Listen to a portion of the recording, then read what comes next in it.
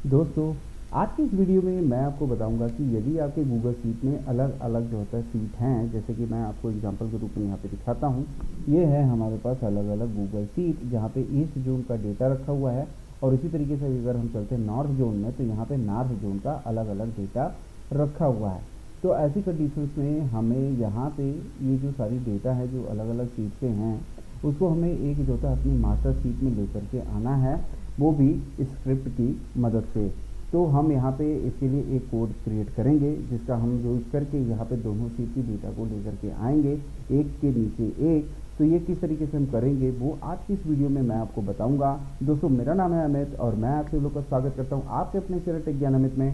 दोस्तों, वीडियो अच्छी लगेगी तो प्लीज़ मेरे वीडियो को लाइक कीजिएगा, चैनल को सब्सक्राइब कीजिएगा, बेल आइकन दबाना बिल्कुल मत भूलिएगा। यदि आप ये मेरे वीडियो मेरे पेज फेसबुक पेज पे देख रहे हैं तो उसे भी लाइक कीजिएगा। तो दोस्तों, विदाउट टाइम वेस्ट किए वीडियो को करता हूँ मैं स्टार्ट। तो दोस्तों, इसे समझने के लिए सीधे चलते हैं हम अपने गूगल शीट में। और यहाँ पे हम, क्योंकि जैसे कि हमने अपने इंट्रो पार्ट में देखा कि जो ईस्ट जोन और नॉर्थ जोन की जो दोनों डेटा है, मुझे यहाँ पे कंबाइंड डेटा जो सीट है हमारा, जिसमें जो मास्टर टैब हमारा है, उसके अंदर लेकर के आना है। तो ऐसी कंडीशंस में हमें एक स्क्रिप्ट क्रिएट करनी है और उसके लिए हमें यहाँ पे दो बटन भी दे देने हैं, जिससे यूज़र जब भी इन दोनों बटन को पर क्लिक करे वो सारी डेटा जो है यहाँ पर आ जाए। तो कैसे करेंगे, इसके लिए सबसे पहले आपको चलना होगा टूल्स में और यहाँ पर आपको स्क्रिप्ट एडिटर में का जो इसका एडिटर है इस पर हमें इंटर कर लेना है। तो इसका जो तो विंडो यहाँ पे देखिए ओपन हो रही है।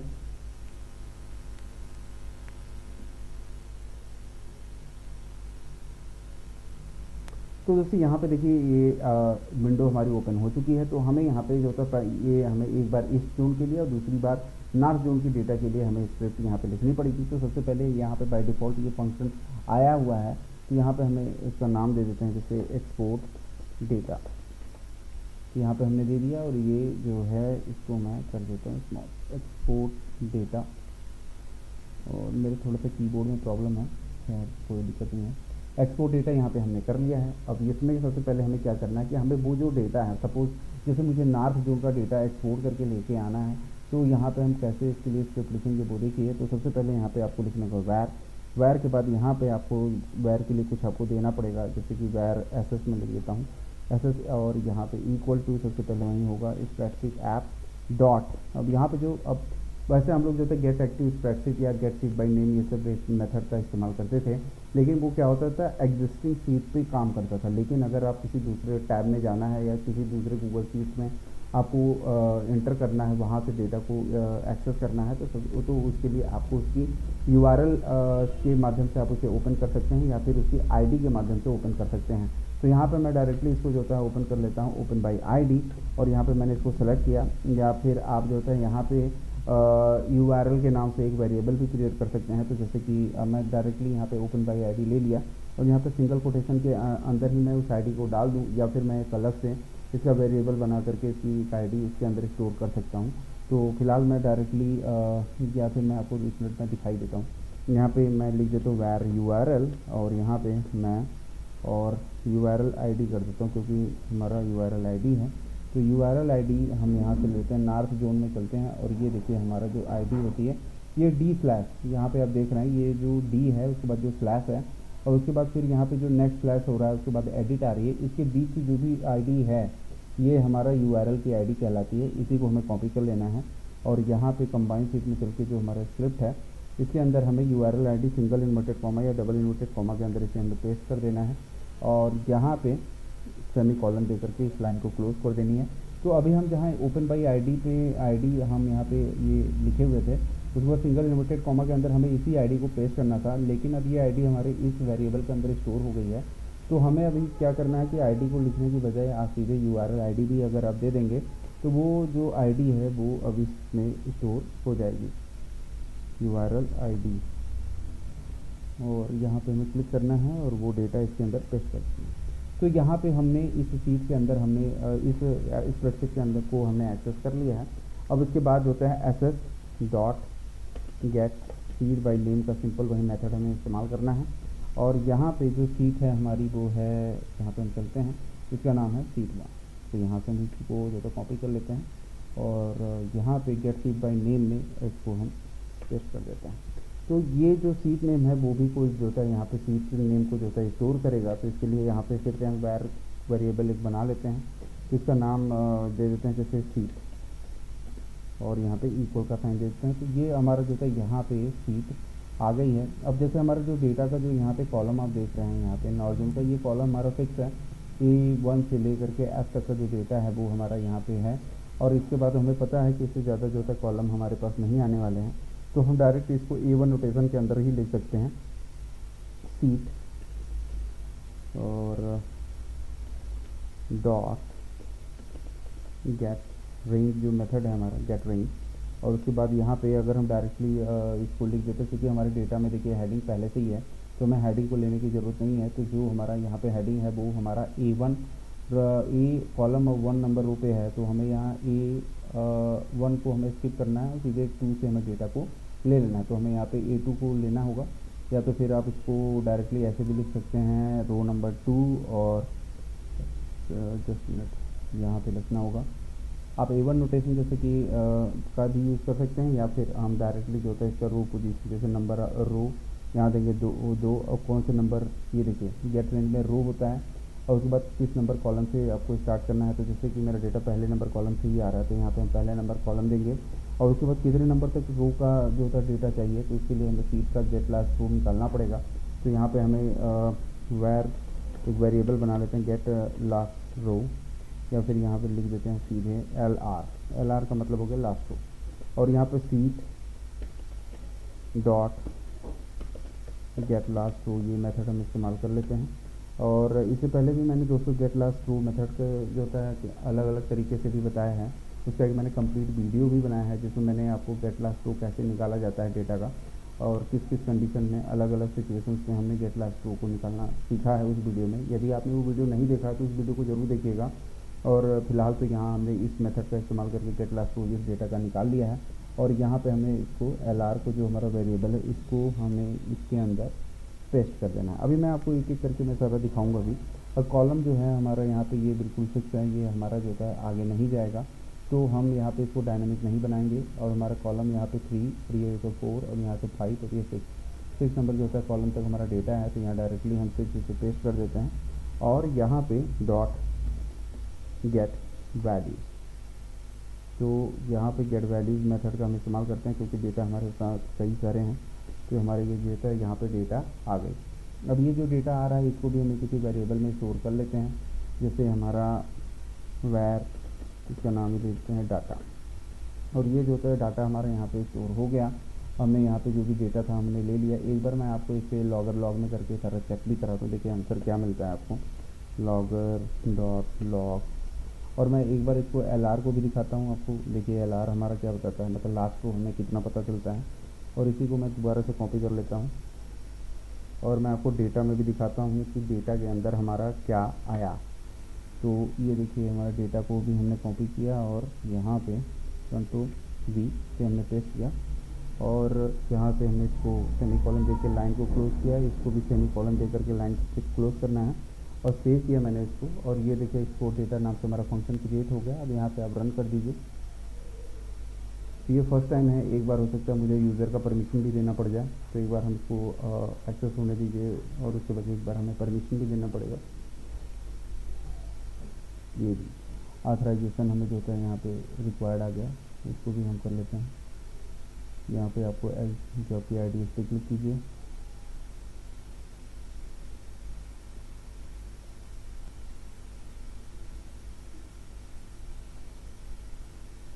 और यहाँ से आपको एडवांस में जाना है, और यहाँ पे go to untitled project uncheck, इस पर चल के आपको अलाउ करना है। और ये सक्सेसफुली हो गया। और देखते हैं, देखिए reference error URL ID is not defined. तो हम यहाँ पे एक बार इसको चेक करते हैं कि यहाँ पे हमने दिया था और ये प्रॉब्लम क्यों है, कोड लाइन नंबर 4 में। और यहाँ देखिए अच्छा वेर ID हो गया यहाँ पे, इसलिए ये यहाँ पे कैच नहीं किया, वेर ID हो गई। और इसको मुझे एक्चुअल में करना था URL और जी हाँ URL और URL ID। अब ये हो गया बिल्कुल परफेक्ट। और मैं सेव को फिर से सेव करता हूँ, और Ctrl+R से एक बार रन करता हूँ। देखिए यहाँ पे हमारा जो अभी हमारा जो ये बता रहा है, ये हमारा लास्ट रो है 6। और हम चलते हैं एक बार नॉर्थ जोन में, और यहाँ पे देखिए ये लास्ट रो हमारा बता रहा है 6। और इसी तरीके से अगर हम और भी देखें तो हमारा जो डेटा है तो लास्ट एंट्री यहाँ पे दिखाई पड़ रही है, और इसके अंदर यहाँ पे ये देखिए ब्लैंक भी आ रहा है, मतलब यहाँ कुछ जो होता है जो डेटा है वो ब्लैंक भी पकड़ रहा है, तो इसको भी हमें ठीक करना पड़ेगा। तो अब यहाँ पे तो हमारा जो लास्ट रो है वो दिखा रहा है 6, और हमारा जो डेटा है प्रगति इंटरप्राइजेज M0, ये है माउस ही हमारा इस डेटा का लास्ट है वैल्यू है। ये देखिए हमारा माउस है और ये प्रगति इंटरप्राइजेज। और इसमें आप एक चीज़ और देख रहे होंगे कि इसमें जो स्क्वायर ब्रैकेट है वो देखिए किस तरीके से लगा हुआ है। ये देखिए नोकिया, प्रगति इंटरप्राइजेज और NK01 और नॉर्थ, और उसके बाद 24, और उसके बाद इसका जो प्राइस है, उसके बाद फिर यहाँ से आपका स्क्वायर ब्रैकेट लग रहा है। मतलब एक स्क्वायर ब्रैकेट के अंदर देखिए ये सारी डेटा है, और उसके बाद फिर दूसरा स्क्वायर ब्रैकेट लग रहा है, तो उसके अंदर एक जो होता है पूरा इस तरीके का मतलब ये आप देख रहे होंगे कि ये जो है एक स्क्वायर ब्रैकेट के अंदर है, फिर दूसरा वाला दूसरे स्क्वायर ब्रैकेट के अंदर है, फिर तीसरा वाला तीसरे स्क्वायर ब्रैकेट के अंदर है। तो इसमें जो होता है ये अगर इस तरीके से डेटा का स्ट्रक्चर देखेंगे तो इट मीन्स आपको ये समझ में आ जाना चाहिए कि ये जो डेटा है वो हमारा कॉलम के ये हमारा एक कॉलम के अंदर है, एक कॉलम के अंदर है, ये हमारा दूसरे कॉलम के अंदर है, ये हमारा तीसरे कॉलम के अंदर है, और ये चौथे, और ये पाँचवें और छठवें नंबर के अंदर है। तो आप इस तरीके से भी आप समझ सकते हैं कि हमारा डेटा रो में है कि कॉलम्स के अंदर है। अब यहाँ एक चीज़ देखिए, आप यहाँ पे ये अभी हमारा जो ब्लैंक यहाँ पे देखिए ये दिखा रहा है, तो इसको हमें कैसे ठीक करेंगे। यहाँ पे हमारा जो गेट लास्ट रो आ रहा है मेथड गेट लास्ट रो, यहाँ पे हमें -1 कर देना है और उसके बाद फिर से हमें डेटा को सेव करना है, और यहाँ से हमें फिर से Ctrl+R करना है। या फिर यहाँ पे देखिए ये हमारा जो था अभी यहाँ पे 5 दिखा रहा है, लेकिन हमारा डेटा लेंथ जो होता है 6 है, तो हमारी एक वैल्यू जो है यहाँ पे ये देखिए ये पूरी वैल्यू हमको यहाँ पे मिल गई, और हमारा जो डेटा लेंथ हो गया वो 5 हो गया, क्योंकि हमने हेडिंग को यहाँ से स्किप कर दिया है। अगर आप इसे इसकी आपकी हेडिंग को भी आप यहाँ पे इंक्लूड करना चाहते हैं तो आप जो है सिंपली यहाँ पे -1 आपको हटा देना है, और यहाँ पे जो LR है यहाँ पे जो है यहाँ पे आपको -1 करना है, Ctrl+S करना है, Ctrl+R कर देना है। तो अब देखिए यहाँ पे आपको क्या दिखाई पड़ता है। अभी आपको जो था देखिए यहाँ डेटा की लास्ट को यहाँ आपको 6 दिखा रही है, और यहाँ पे जो आपका ब्लैंक स्पेस भी आ रही थी वो भी हट गया, और आपका पूरा का पूरा डेटा भी यहाँ पे आ गई है। तो इस तरीके से हमने यहाँ पे पूरा का पूरा डेटा यहाँ पे कैप्चर कर लिया है। अब हमें यहाँ पे क्या करना है कि जो डेटा है उसे हमें क्या पेस्ट करना है जस्ट इस हमारा जो कंबाइन वाली सीट है इस सीट के जस्ट जो हमारा हेडिंग है उसके नीचे। तो इसके लिए हमें क्या करना होगा, यहाँ पे फिर से हमें वहीं अपना स्प्रेडशीट को जो है एक्टिवेट करना होगा। अभी तो हमने ये एक्टिवेट किया था SS को, अब यहाँ पे हम लिखते हैं दूसरा स्प्रेडशीट एक्टिवेट करनी पड़ेगी मुझे, वैर न्यू जो था टारगेट सीट बोल देते हैं, टारगेट सीट ऐसा कुछ बना देते हैं, target sheet is equal to spreadsheet app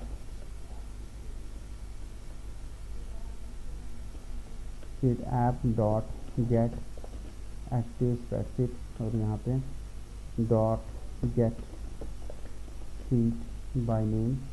directly हमने इसको जो तो बाय नेम से हम इसको फाइंड आउट कर लेते हैं, और ये हमारा नेम है मास्टर शीट। यहाँ पे हम मास्टर शीट की को डायरेक्टली यहाँ पे टारगेट करते हैं, और यहाँ पे मास्टर शीट ये हमारा सीट नेम जो होता है यहाँ पे हम कैप्चर कर लिया। अब सीट नेम जो हमारा जो टारगेट सीट है इसका हमें लास्ट रो भी फाइंड आउट करना पड़ेगा, क्योंकि जो भी डेटा है उसके लास्ट रो से ही हमें डेटा को पेस्ट करना है। तो यहाँ पे हम सबसे पहले इसका लास्ट रो भी फाइंड आउट कर लेते हैं, और उसका वेरिएबल दे देते हैं लास्ट रो मैंने दिया, और यहाँ पे target sheet dot get last row से हमने इसको फाइंड आउट कर लिया। गेट लास्ट रो जो भी हमारा बताएगा, और ये एक्चुअल में हमारा बताएगा 1, आई होप सो। मैं इसको बस चेक भी कर लेता हूँ, Ctrl+S और कंट्रोल यहाँ पे लॉगर लॉग से इसको चेक भी कर लेते हैं क्या बता रहा है मुझे। और यहाँ पे लास्ट को जो हमारा वेरिएबल है इसको हमें लॉगर के अंदर डालना है, और Ctrl+V, और यहाँ से Ctrl+S और ये Ctrl+R। तो यहाँ पे देखिए ये हमारा जो गेट लास्ट रो बता रहा है ये 1 बता रहा है, क्योंकि ये हमारा इसमें जो हेडिंग है वो उसी को ही काउंट कर रहा है, क्योंकि वहाँ फर्स्ट रो में ही डेटा पड़ा हुआ है, तो इसकी जो लास्ट काउंटिंग आ रही है वो 1 आ रही है। लेकिन हमें 1 नहीं करना है, हमें 1 से एक सेल आगे भी जाना है। तो हमें यहाँ पे क्या करना होगा, जो गेट लास्ट रो आ रहा है इसके अंदर हमें कर देना है +1। तो अभी जो हमें आंसर मिलेगा वो 1 की जगह 1 बढ़ के मिलेगा। तो यहाँ पे हमारा ये काम हो जाता है। मैं इसको यहाँ से हटाता हूँ। तो लास्ट रो जब हमें यहाँ पे फाइंड आउट हो चुकी है, तो हमें जो भी हमारा यहाँ से जो डेटा से हमें वैल्यू फाइंड आउट हो रही है वो हमें यहाँ पे पेस्ट करना है, जो कि हमारा टारगेट शीट के अंदर। तो यहाँ पे हम कैसे पेस्ट करेंगे, उसके लिए देखिए target sheet dot gate range target sheet का हमें रेंज भी लेना होगा। तो हमें कहाँ से पेस्ट करना है, ये हमें जो पेस्ट करना है 2 नंबर रो से पेस्ट करना है और फर्स्ट नंबर कॉलम से। तो यहाँ पे हमें 2 और फर्स्ट नंबर कॉलम, और उसके बाद हमें डेटा को डायनेमिकली अपडेट करना है। मतलब अगर डेटा में कभी 10 हो रहा है तो 10 डेटा रो डेटा जो है अपना इंटर करें, और कभी 12 हो तो 12 या फिर 8 हो तो इस तरीके से, मतलब कम या ज़्यादा हो तो भी इसके अंदर कोई फ़र्क ना पड़े। तो हमें इसे डायनेमिकली अपडेट करने के लिए यहाँ पे हमें जो इसका जो लेंथ है डेटा का, हमें वो निकालना पड़ेगा। डेटा डॉट लेंथ, उसके बाद फिर से कॉमा देना है।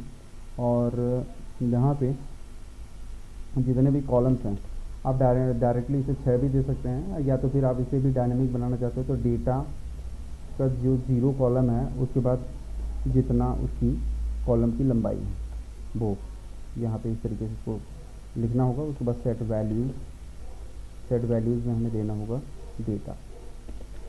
उसी डेटा को ही हमें सेट कर देना है, जो भी हमने ये रेंज बताया है, ये वाला जो हमारा रेंज है उसके अंदर हमने इस डेटा की वैल्यू को पेस्ट कर दिया है। और इसके बाद हमें कंट्रोल S से सेव कर देना है।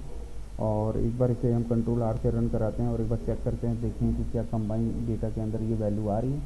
और ये देखें आपका सारा का सारा वैल्यू यहाँ पे पेस्ट हो चुका है। ये देखिए कंबाइन डेटा और यहाँ पे मास्टर शीट। अब ये तो हो गया हमारा नॉर्थ जोन का डेटा। अब हमें जो होता है ईस्ट जोन का भी डेटा जो है पूरा इसी तरीके से हमें पेस्ट करना है। तो आपको कुछ भी नहीं करना है, यहाँ पे सिंपली अभी आपने जो फंक्शंस यहाँ पे बनाए हैं इसी को कॉपी कर लीजिए और कंट्रोल C, और जस्ट यहीं पे नीचे आकर के इसे पेस्ट कर देना है। अब इस फंक्शन का नाम आप दे दें एक्सपोर्ट डेटा 1। और यहाँ पे जो URL ID है, इस ID को जो होता है अभी आप ईस्ट जोन की डेटा के लिए आपको देना है। तो ईस्ट जोन का जो URL है, ये देखिए D/ के बाद जो भी ID बनती है यहाँ पे, इसको आपको यहाँ से पकड़ना है और ये ID आपको यहाँ से कैप्चर करनी है और यहाँ पे चलना है और URL ID के अंदर ये वाली ID पेस्ट कर देना। ठीक है, अब यहाँ पे आपका ये जो काम हो जाता है तो आपको यहाँ पे भी देखना है इस जोन के जो सीट का नेम होगा वो देखिए यहाँ पे सीट में 1 ही है, तो हम यहाँ पे इसको चेंज भी नहीं करना है मुझे। और यहाँ पे जो डेटा का जो इसका कॉलम है वो भी 6 कॉलम ही है, तो हमें यहाँ भी इसको कुछ भी चेंजेस नहीं करना है। और यहाँ पे हमें मास्टर शीट को ही फाइंड आउट करना है। और इसका जो लास्ट रो है और उसके बाद जो होता है फिर भी लास्ट रो के बाद यहाँ पे अभी यहाँ पे थोड़ा सा आपको चेंज करना पड़ेगा कि अब हमें जो भी डेटा की पेस्टिंग करनी है वो हमें लास्ट रो से पेस्ट करना है। तो अभी हमारा जो डेटा का लास्ट रो है, पहले क्या था कि यहाँ पे जो होता है 2 नंबर रो से हम डेटा पेस्ट कर रहे थे, लेकिन अभी क्या करना है कि हमें यहाँ पे लास्ट रो अब हमारा 2 नंबर से पेस्ट करूँगा तो ये डेटा ओवर राइट हो जाएगा। अब हमें क्या करना होगा, अब पेस्ट करना होगा तब जब हमारा अब यहाँ पे फिर हमें काउंट करना पड़ेगा कि हमारा डेटा का लास्ट रो क्या है। तो डेटा का लास्ट रो अभी हमको अगर हम चेक करेंगे तो ये 6 बताएगा और हमें 7 नंबर रो से इसे पेस्ट करना है। तो हमें इसे कैसे चेक करेंगे, तो सबसे पहले यहाँ पे जो है पहले हम इसको कमेंट कर देते हैं। इसके लिए कंट्रोल के साथ आपको फॉरवर्ड / यहाँ पे देना है और उसके बाद कंट्रोल S से सेव कर देना है। और ये जो लॉगर लास्ट रो हमने यहाँ पे फाइंड आउट किया हुआ है ये वाला, इसको हम चेक करते हैं। देखिए ये हमें क्या बताता है, इसको एक बार हम यहाँ पे चेक कर लेते हैं। लॉगर लॉग के अंदर लॉगर डॉट लॉग, और यहाँ पे जो ये लास्ट रो है इसको हमें कॉपी करना है और लॉगर लॉग के अंदर पेस्ट कर देना, कंट्रोल S और इसके बाद कंट्रोल R। और ये अभी हमें क्योंकि हमने फंक्शन एक्सपोर्ट डेटा को ही रन कराया, हमें कराना है एक्सपोर्ट डेटा 1 को। और अब इसे हम दोबारा से रन कराते हैं। तो अब यहाँ पे देखिए ये जो हमारा एक्सपोर्ट डेटा जो हमें बता रहा है कि इसका जो लास्ट रो है वो है कंबाइंड डेटा का अब 7। तो हमें यहाँ पे भी तो हमें 7 नंबर रो से ही डेटा को पेस्ट करना है। तो यहाँ पे जो अभी हमने स्टैटिकली इसको 2 दिया हुआ है, इसको आपको यहाँ से दे देना है लास्ट रो, कंट्रोल V। और एक चीज़ आपको यहाँ भी कर देना है बिल्कुल इसी तरीके से, क्योंकि अगर आप दूसरी बार डेटा को यहाँ पे पेस्ट करेंगे तो वो जो होता है यहाँ पे आपका जो पहले से डेटा कंबाइन शीट में पड़ा रहेगा, तो ये हर बार जो होता है इसी 2 नंबर से ही स्टार्ट होगा और सारा डेटा इसके अंदर ही पेस्ट करेगा, मतलब डेटा आपका बार बार ओवरराइट होता रहेगा। तो ऐसी सिचुएशंस में आपको क्या करना है कि यहाँ पर भी जो अभी आप यहाँ पे 2 पकड़ रहे हैं इसको भी आप लास्ट रो कर लीजिए तो ज़्यादा बेहतर हो जाएगा और ये डायनेमिक हो जाएगा। ये आपको यहाँ पे आपको डेटा का बार बार ओवरराइट होने का डर ख़त्म हो जाएगा। और इसके बाद यहाँ पे हमने ये भी कर लिया और इसको एक बार हटाते हैं और एक बार मैं दोनों को ही हटाता हूँ, दोनों ही फंक्शन मैं आपको रन करा के दिखाता हूँ। कंबाइन डेटा में चलते हैं और यहाँ पे इसको मैं डिलीट करता हूँ और यहाँ पे फिर से चलता हूँ, मैं एक एक फंक्शन को रन करा के दिखाता हूँ मैं आपको। और यहाँ पे जैसे मान लीजिए मैं एक्सपोर्ट डेटा 1 को ही रन कराता हूँ। एक्सपोर्ट डेटा 1 ये आपका है किस जोन का, ईस्ट जोन का। तो यदि आपको यहाँ पे कोई परेशानी है तो आप यहाँ पे इस तरीके से कमेंट आउट भी कर सकते हैं यहाँ पे ईस्ट जोन डाटा। और इसी तरीके से यहाँ भी यदि आप कमेंट करना चाहते हैं जिससे आपको बाद में ये पता रहे कि ये किस जोन के डेटा का एक्सपोर्टिंग हम कर रहे हैं और ये किस जोन के डेटा का एक्सपोर्टिंग कर रहे हैं। और यहाँ पे हम कर देते हैं नॉर्थ जोन डेटा। ये देखिए यहाँ पे हमने कर लिया, इसको हम सेव भी कर देते हैं। अब हम एक बार आपको एक्सपोर्ट डेटा 1 बन गया। अब हम ईस्ट जोन की डेटा को डायरेक्टली एक्सपोर्ट करके आपको दिखाते हैं और मैं रन करता हूँ। एक बार हम चलते हैं कंबाइन शीट के अंदर और यहाँ पे देखते हैं, ये देखिए डेटा यहाँ पे आ गया है, ईस्ट जोन का पूरा डेटा आया है। अब हम चलते हैं यहाँ पे एक बार, अब ईस्ट जोन के बाद हम एक बार नॉर्थ जोन के भी डेटा को चेक कर लेते हैं क्या वो किस तरीके से यहाँ पे पेस्ट हो रहा है। एक्सपोर्ट डेटा में चलते हैं और यहाँ से हम रन कराते हैं और ये देखिए यहाँ पे यहाँ तक तो ईस्ट जोन का डेटा आया और उसके जस्ट नीचे हमारा नॉर्थ जोन का डेटा भी आ गया।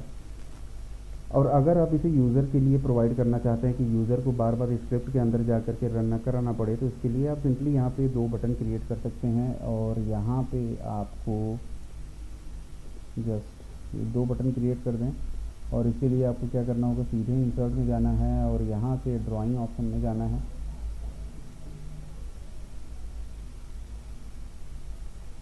और यहाँ से शेप लेना है, शेप के अंदर जाना है और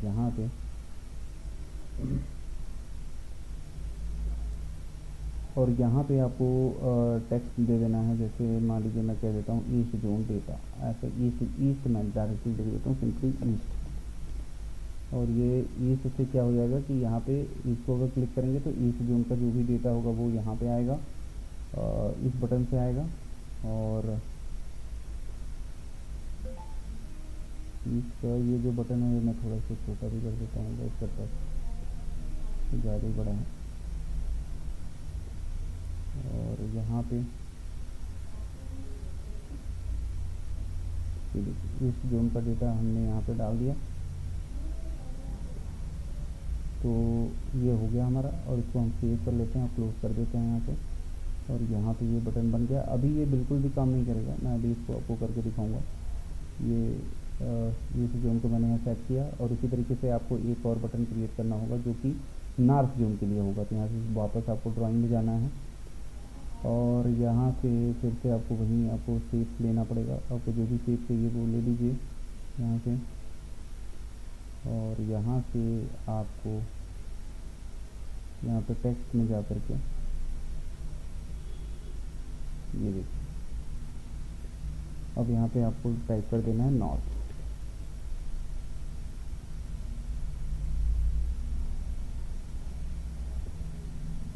किया और जस्ट आपको सेव और क्लोज कर देना। तो यहाँ पे नॉर्थ जोन का भी डेटा आ गया और मैं इसको साइड करता हूँ इसको यहाँ पे। तो अभी ये यहाँ पे टेस्ट हो गया। अब यहाँ पे क्या करना है आपको, अभी यहाँ पे अगर मैं क्लिक करूँगा देखिए कुछ नहीं हो रहा, यहाँ भी क्लिक करूँ देखिए कुछ नहीं हो रहा।